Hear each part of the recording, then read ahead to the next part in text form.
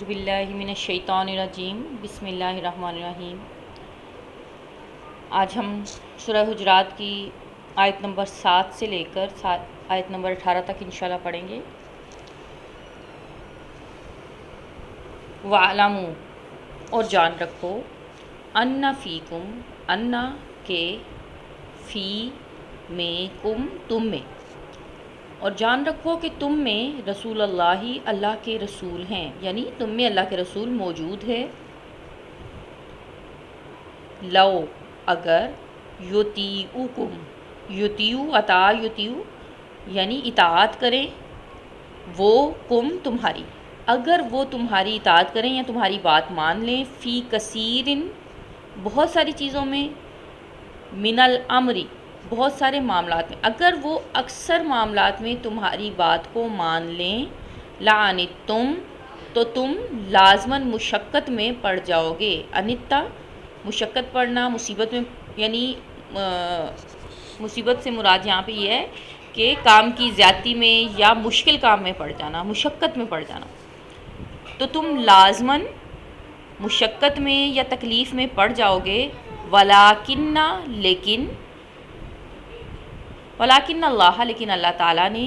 حببا پسند کیا ہے، الیکم الایمان الیکم تمہارے لیے،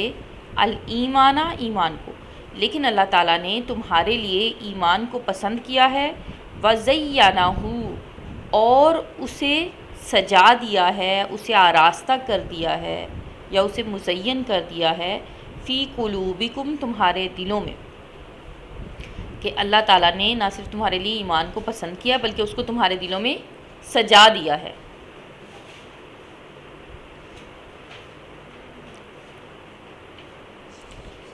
وَكَرَّهَ إِلَيْكُمُ الْكُفْرَ اور تمہارے لیے ناپسند کیا ہے کفر کو، والفسوق اور گناہوں کو، والعصیان اور نافرمانی کو، اولئک یہی لوگ ہیں، ہم الراشدون جو ہدایت پانے والے ہیں، یہی لوگ ہیں جو ہدایت پانے والے ہیں۔ تو اس آیت میں اللہ تعالیٰ فرماتے ہیں کہ یاد رکھو کہ تمہارے درمیان اللہ کے رسول موجود ہیں، اور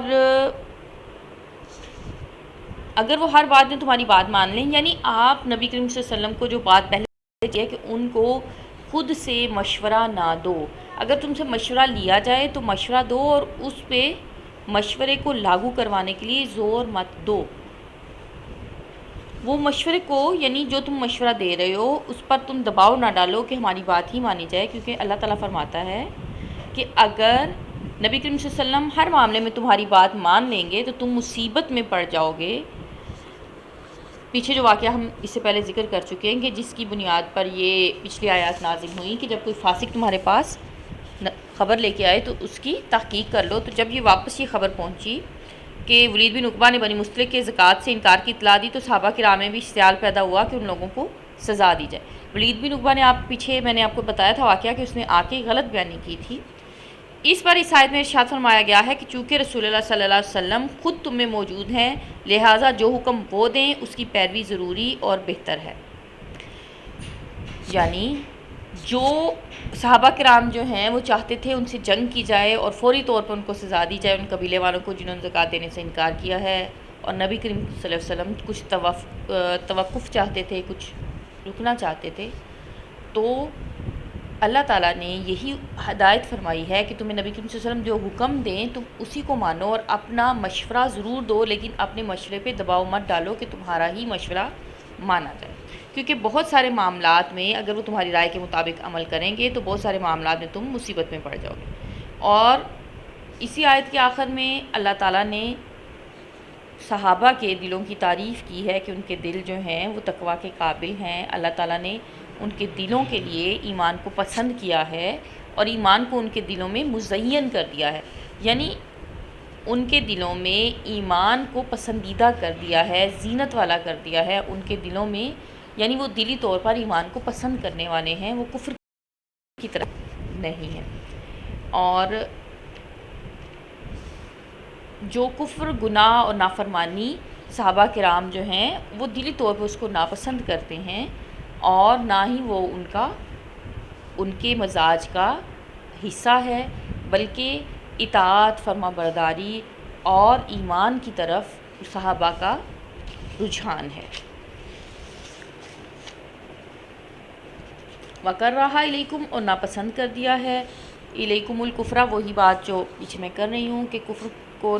صحابہ کے دلوں کے لیے یا نبی کریم صلی اللہ علیہ وسلم کے ساتھیوں کے لیے کفر کو، برائیوں کو، نافرمانی کو ناپسند کر دی، یعنی ان کو دلی طور پہ وہ ناپسند ہو گئی ہیں۔ کَرَّهَ إِلَيْكُمْ، تمہارے لیے ناپسند کر دی، یعنی تمہارے دلوں میں وہ چیز جو ہے اس کو، تمہارے دلوں میں ہی اس کی ناپسندیدگی ڈال دی گئی ہے۔ یعنی یہ بھی اللہ تعالیٰ کی طرف سے ایک کرم ہے کہ دلوں میں، صحابہ کے دلوں میں ایمان کے لیے محبت، گناہ، نافرمانی اور کفر کے لیے ناپسندیدگی دی گئی ہے، اور یہی لوگ ہیں جو ہدایت یافتہ ہے، یعنی جن کے دلوں میں خود فطری طور پر گناہ سے، نافرمانی سے اور کفر سے نفرت اور ایمان سے محبت موجود ہو، تو وہی لوگ ہیں جو ہدایت والے ہیں۔ اس کے بعد اگلی جو آیت ہے اس میں فضلا من اللہ و نعمتن، یہ فضل ہے، یعنی یہ چیز بتائی گئی ہے کہ ایمان سے محبت اور برے کاموں سے نفرت جو ہے، جو اللہ تعالیٰ کی طرف سے دلوں میں ڈالی گئی ہے، یہ اللہ تعالیٰ کی طرف سے اللہ کی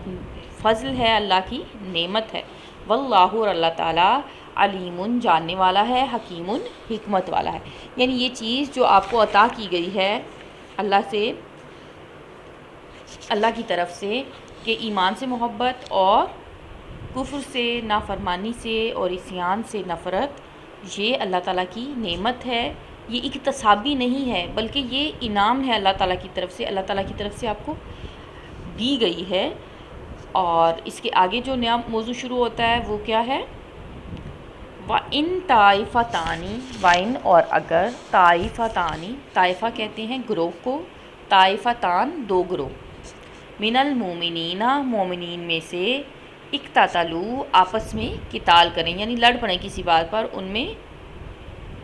جنگ ہو جائے، فَأَصْلِحُوا بَيْنَهُمَا، پس اصلحوا، صلح کروا دو، بینہما، ان دونوں کے درمیان، فَإِن، پس اگر، بغت، زیادتی کرے، احداہما، ان دونوں میں سے کوئی ایک، علی الاخری، دوسرے پر، فقاتلوا، تو پھر تم لڑو، حتی، فقاتلوا التی تبغی، تو اس سے لڑو جس نے بغاوت کی ہے، جس نے زیادتی کی ہے، حتیٰ، یہاں تک کہ، تفیع، رجوع کر لے، یعنی وہ گروہ رجوع کر لے، لوٹ آئے، رجوع کر لے، الی امر اللہ، اللہ کے حکم کی طرف۔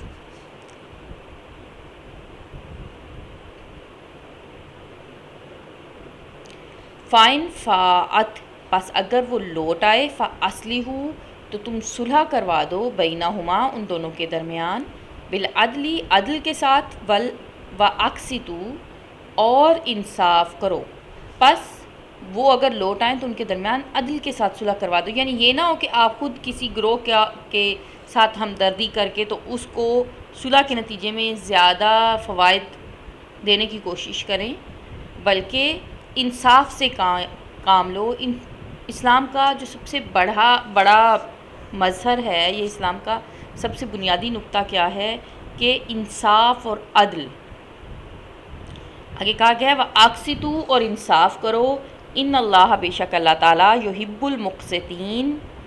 بے شک اللہ تعالیٰ انصاف کرنے والوں کو پسند کرتا ہے۔ آگے مسلمانوں کو طریقہ بتایا گیا ہے کہ اگر مسلمانوں کے آپس میں، ظاہر ہے جب لوگ رہتے ہیں معاشرے میں ایک جگہ پہ، تو کچھ لوگ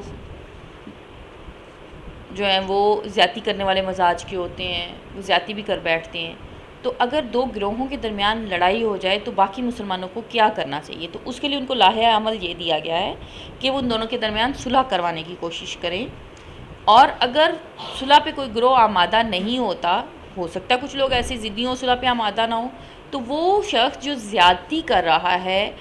باقی لوگ اس شخص سے لڑیں گے، اس گروہ سے، اس شخص سے ان سے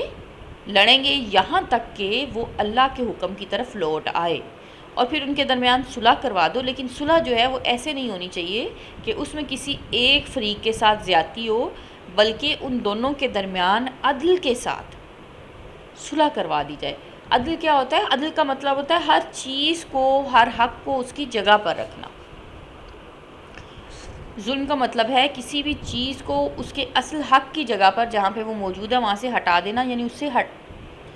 ظلم کیا ہے؟ وہ عدل کی ضد ہے، اور عدل کا مطلب یہ ہے کہ ہر کسی کو اس کے حق کے مطابق پورا دینا۔ تو ان کے درمیان صلح کروا دو عدل کے ساتھ، واقسطو، اور انصاف کرو، بے شک اللہ تعالیٰ انصاف کرنے والوں کو پسند کرتا ہے۔ اس کے بعد آگے آیت ہے انما المومنون، بے شک مومنین، اخواتن، بھائی بھائی ہیں، فاصلحوا، پس صلح کروا دو، بین اخویکم، بین درمیان، اخوی دو بھائیوں کے درمیان، کم اپنے دونوں بھائیوں کے درمیان، واتقوا اللہ، اور اللہ سے ڈرو، اتقوا ڈرنا، اللہ سے، لعلکم تاکہ تم پر، ترحمون تاکہ تم پر رحم کیا جائے۔ بے شک مومنین آپس میں بھائی بھائی ہیں، تو اپنے بھائیوں کے درمیان صلح کروا دو، اپنے دونوں بھائیوں کے درمیان، یعنی جو پیچھے بات چل رہی ہے کہ اگر دو گروہ آپس میں لڑ پڑیں تو اس کے حوالے سے ہے کہ بے شک مومنین آپس میں بھائی بھائی ہیں، تو دونوں بھائیوں کے درمیان صلح کروا دو اور اللہ تعالیٰ سے ڈرو تاکہ تم پر رحم کیا جائے۔ اس کے بعد اگلی آیات ہیں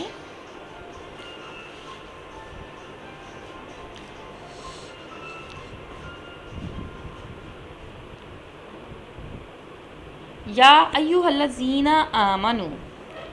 اے لوگو جو ایمان لائے ہو، یا اے مومنو، لا یسخر، لا نہیں، یسخر مذاق اڑائے، قوم ایک گروہ، من قومن کسی دوسرے گروہ کا، اے ایمان والو کوئی ایک گروہ دوسرے گروہ کا مذاق نہ اڑائے، عسیٰ ان یکونوا خیرا منہم، ہو سکتا ہے، عسیٰ کا مطلب ہوتا ہے ہو سکتا ہے، ممکن ہے، ان یکونوا کہ وہ ہوں، خیرم بہتر، منہم ان سے، یعنی اے ایمان والو تم میں سے کوئی مردوں کا گروہ، یہاں پہ مراد مرد ہیں کیونکہ آگے عورتوں کی علیحدہ سے ذکر آ رہا ہے۔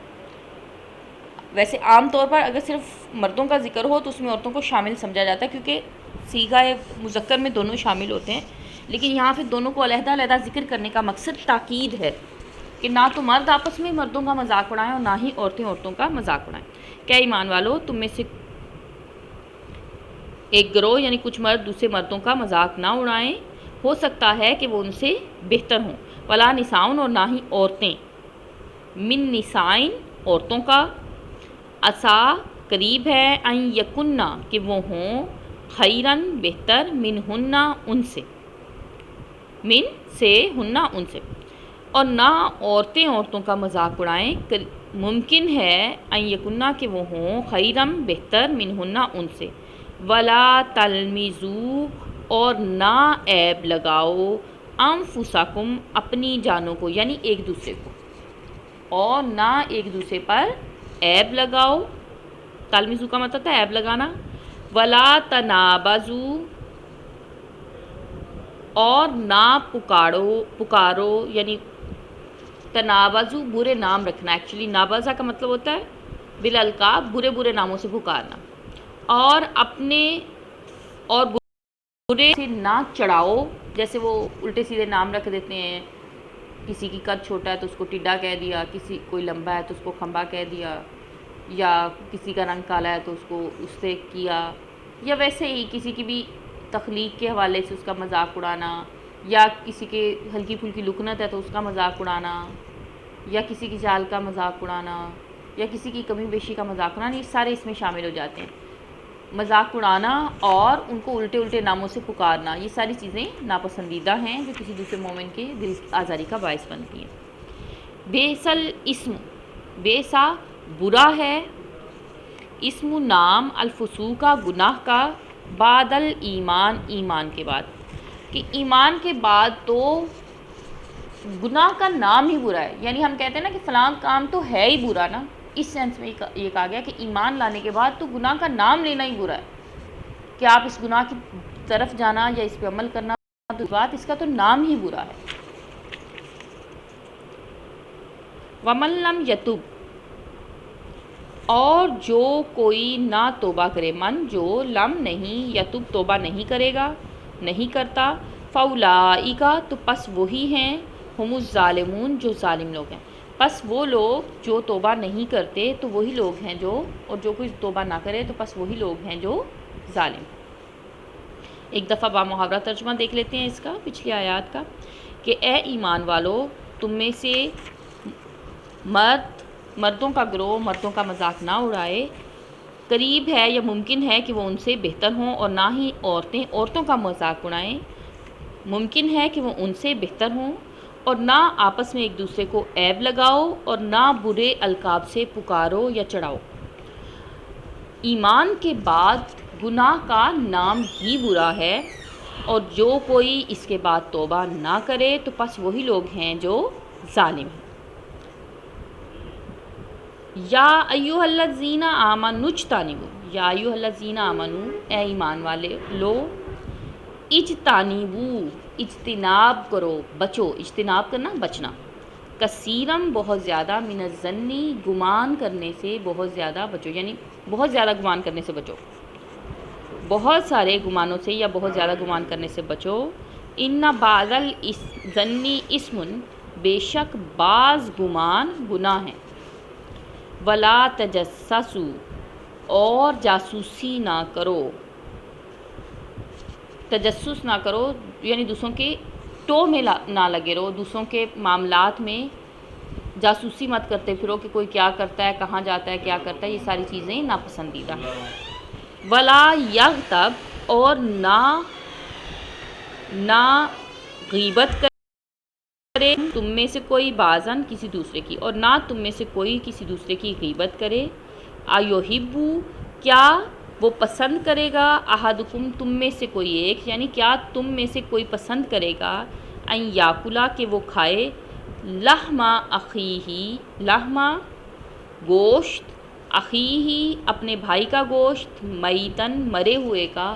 فکرہتموہ، پس کرہ تم کراہت کرتے ہو، تم اس سے، پس بے شک تم اس سے کراہت کرتے ہو یا تم اس سے ناپسند کرتے ہو. یعنی تم گوشت کھانے کو جس طرح ناپسند کرتے ہو، کچا اپنے بھائی کے مردہ بھائی کا گوشت کھانے کو ناپسند کرتے ہو، تو غیبت بھی ایسا ہی معاملہ ہے. اس آیت کا بھی ہم ایک آیت اور دیکھ لیتے ہیں اور پھر اس کا بھی محاورہ کر لیتے ہیں. ان اللہ، بے شک، واتقوا اللہ، اور اللہ سے ڈرو. ان اللہ، بے شک اللہ تعالی، تواب الرحیم، توبہ قبول کرنے والا، رحیم، نہایت مہربان ہے. یہ جو آیت ہے اس کو ہم دیکھ لیتے ہیں یہاں سے. یا ایھا الذین آمنوا اجتنبوا کثیرا من الظن، اے ایمان والو، بہت زیادہ ظن کرنے سے بچو، بہت زیادہ گمان کرنے سے بچو. یہاں پہ گمان سے مراد بدگمانیاں ہیں، کہ جو ہم بدگمانی کسی شخص کے بارے میں ہے کہ بغیر کسی دلیل کے ہم کسی کے بارے میں برا گمان کریں، اس پہ تہمت لگائیں، یہ سوچیں کہ یہ ایسا کر رہا ہے، یہ ایسا کر رہا ہے، اس نے یہ کام اس وجہ سے ہی کیا ہوگا، تو جیسا ہمارا دماغ ہوتا ہے پھر ہمیں ویسے ہی نظر آتا ہے. تو بدگمانی کرنے سے بچیں اس وقت تک جب تک آپ کے پاس کوئی واضح دلیل موجود نہ ہو. کسی شخص کے بارے میں برا گمان مت کریں، کیونکہ جو نیگیٹو سوچ ہوتی ہے یہ نقصان پہنچاتی ہے خود آپ کو بھی اور اگلے بندے کو بھی. جب آپ کی نیگیٹیوٹی بڑھتی جاتی ہے تو آپ اگلے بندے سے متنفر ہو جاتی ہے، چاہے اگلا بندہ جو ہے وہ واقعی اس معاملے میں ملوث ہو یا نہ ہو. پہلی بات جس سے منع کیا گیا ہے وہ کیا ہے کہ بہت زیادہ گمان کرنے سے بچو. اگلی جو بتائی گئی ہے چیز بتائی گئی ہے معاشرتی آداب میں کہ لوگوں کی جاسوسی نہ کرتے. ہر بندے کے کچھ ذاتی معاملات ہوتے ہیں، کچھ پرسنل معاملات ہوتے ہیں. اگر ایک شخص اپنی برائیاں آپ سے چھپا کے اپنا اچھا چہرہ آپ کے سامنے لا رہا ہے تو آپ کو اس کی برائیوں کی یا اس کے معاملات کی قرید نہیں کرنی چاہیے، کیونکہ ہم میں سے ہر بندہ جو ہے اس کے کچھ ذاتی معاملات ہیں یا اس میں کچھ برائیاں موجود ہو سکتی ہیں. اتنا ہی کافی ہے کہ وہ اس برائی کو برائی سمجھتا ہے اور وہ لوگوں کے سامنے اس کو کرنے سے کتراتا ہے تو یہ کافی ہے۔ یہ ضروری نہیں ہے کہ آپ اس کی ٹوہ لگا کے اور اس کے پردے فاش کریں اور اس کے بارے میں برے گمان کریں۔ اور ویسے بھی آپ اگر نوٹ کریں تو یہ چیزیں آپس میں انٹر ریلیٹ ہیں۔ اگر آپ بدگمانی کریں گے تو پھر آپ جاسوسی میں رہیں گے، یہ کر کیا رہا ہے، یہ میرے خلاف تو کچھ نہیں کر رہا۔ پھر اس کے بعد اگلا کام کیا ہوگا، جب آپ جاسوسی کریں گے پھر اس کے بعد آپ کی زبان کو چین نہیں آئے گا، پھر آپ اس کی غیبت کریں گے۔ جب غیبت کریں گے تو ایک اور گناہ ہو گیا۔ تو اس سیکوینس کو توڑا گیا ہے کہ پہلے تو برا گمان ہی نہ کرو، پھر اس کے بعد جاسوسی نہ کرو، ٹٹول میں نہ رہو کہ کوئی کیا کر رہا ہے، کس طرح کر رہا ہے۔ اس چیز کو ناپسند کیا گیا ہے۔ تیسری چیز یہ ہے کہ آپ غیبت نہ کرو۔ غیبت کی آپ نے بہت جگہوں پہ اس کے بارے میں بہت اس کی پڑھی ہے، اس پہ کہ اسے منع کیا گیا ہے۔ تو سب سے زیادہ سخت الفاظ میں یہ منع کیا گیا ہے اس حوالے سے کہ جس طرح کہ ہم ایک مردہ بھائی کا گوشت کھانے کی کوشش کریں تو جیسے ایک مردہ اپنا دفاع نہیں کر سکتا، اسی طرح سے غیبت میں جس شخص کی غیبت کی جا رہی ہے وہ اپنا دفاع نہیں کر سکتا۔ آپ اس بندے کا تاثر خراب کر رہے ہیں، آپ اس بندے کے حوالے سے لوگوں میں نفرت کے بیج بو رہے ہیں، جبکہ وہ بندہ اپنی سائڈ کی بات نہیں پیش کر سکتا، اپنی سائڈ کی حقیقت نہیں بتا سکتا۔ بعض دفعہ بلکہ اکثر اوقات ایسا ہوتا ہے کہ ہر معاملے کے پیچھے ایک وجہ موجود ہوتی ہے اور اس وجہ کے ساتھ اگر اس معاملے کو دیکھا جائے تو وہ بالکل درست ہوتا ہے، اور جب ہم معاملات کو ایک دوسرے سے علیحدہ کر کے لوگوں کے سامنے بری تاثر بنانے کے لیے پیش کرتے ہیں تو اس کا نتیجہ یہ ہوتا ہے کہ ہم اس بندے کے خلاف اس کی شہرت کو خراب کرتے ہیں، اس کی شہرت کو داغدار کرتے ہیں۔ اور اللہ کے ہاں یہ معاملہ ایسا ہے کہ جیسے اپنے مرے ہوئے بھائی کا گوشت کھایا جائے، اس لیے غیبت سے سختی سے منع کیا گیا ہے کہ جس طرح سے انسان مردہ بھائی کا گوشت کھانے سے نفرت کرتا ہے، اسی طرح اسے چاہیے کہ وہ غیبت سے نفرت کرے۔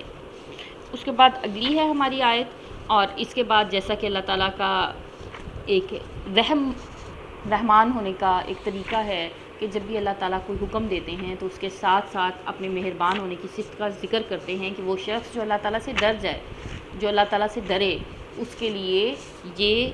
موجود ہے کہ اللہ تعالیٰ اس کی توبہ قبول کر لے گا اور اس پر رحم فرمائے گا۔ تو جہاں بھی آپ دیکھیں، جہاں پہ بھی احکامات آتے ہیں نئے، تو وہاں پہ ساتھ آپ کو اس قسم کی آیات ضرور نظر آئیں گی جس میں اللہ تعالیٰ اپنی صفت رحمانی کا یا توبہ قبول کرنے کا ذکر کرتا ہے۔ مقصد یہ ہے کہ وہ شخص جو غلطی کر بیٹھا لیکن اب وہ اس کا اعادہ نہیں کرتا اور وہ پلٹ آتا ہے، تو اس یہ قریب ہے کہ اللہ تعالیٰ اسے معاف کر دے اور اس کے پرانے گناہوں کو بخش دے۔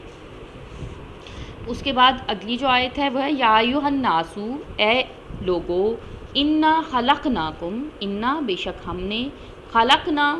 ہم نے پیدا کیا، کم تمہیں، اے لوگو بے شک ہم نے ہی تمہیں پیدا کیا،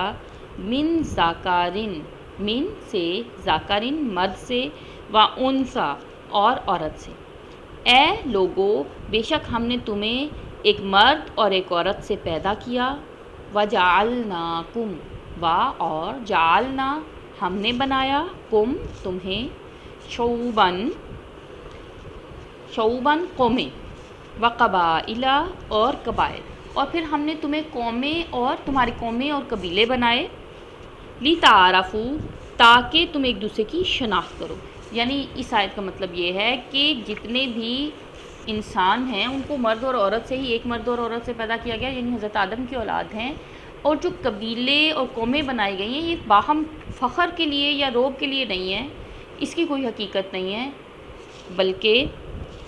ان کا مقصد کیا ہے، صرف یہ کہ ایک دوسرے سے تعارف حاصل کیا جا سکے، ایک دوسرے کی شناخت کی جا سکے۔ یعنی یہ تمہارے شناخت کے لیے ہیں، نہ کہ یہ تمہاری کسی بزرگی کی یا تمہاری عظمت کی دلیل ہیں، اور نہ ہی اس پہ یہ کوئی فخر کی بات ہے۔ ان بے شک اکرمکم، تم میں سب سے زیادہ معزز، اکرم کا مطلب ہوتا ہے سب سے معزز، کریم سے اکرم ہے، کارما سے، کہ تم میں سب سے زیادہ کرم والا، تم سے سب سے زیادہ معزز وہ ہے، کم تم میں سے، عند اللہ اللہ کے نزدیک، اتقاکم، اتقاکم جو تم میں سب سے زیادہ پرہیزگار ہے، اتقا سب سے پرہیزگار ہونا، کم تم میں سے۔ عربی میں سپرلیٹیو ڈگری جیسے ہم کہتے ہیں گڈ بیٹر بیسٹ، اس کے لیے افعل کا وزن آتا ہے. جو لفظ افعل کے وزن پہ آئے گا اس کا مطلب ہوگا سب سے زیادہ. جیسے اکرمکم، اکرما اکرم سب سے زیادہ معزز وہ ہے. اتقا جو سب سے زیادہ پرہیزگار ہے. کہ بے شک تم میں سے اللہ کے نزدیک سب سے زیادہ معزز وہ ہے جو سب سے زیادہ پرہیزگار ہے. ان اللہ بے شک اللہ تعالیٰ علیم جاننے والا ہے، خبیر خبر رکھنے والا ہے. یعنی جو بھی اچھے اعمال انسان کرتا ہے اللہ تعالیٰ ان سے واقف ہے اور سے واقف ہے. بظاہر دنیا میں تو یہ ہو سکتا ہے کہ آپ ریاکاری کریں اور لوگوں کے سامنے نیک اور پارسا بن جائیں، لیکن اللہ تعالیٰ ہر بندے کی اصل جانتا ہے اور ہر بندے کی نیکی کو اور اس کی تقوی کو اچھی طرح سے پہچانتا ہے. اور میرا خیال ہے اس کے ساتھ ہی ہم ختم کرتے ہیں. ارادہ تو میرا تھا کہ میں 18 نمبر تک آیات کروا دوں، لیکن ویڈیو لمبی ہو جائے گی اور یہ اپلوڈ نہیں ہوگی، لہٰذا پھر ہم یہ اگلے لیکچر میں انشاءاللہ کور کریں گے. تو اس کے ساتھ ہی اجازت. السلام علیکم.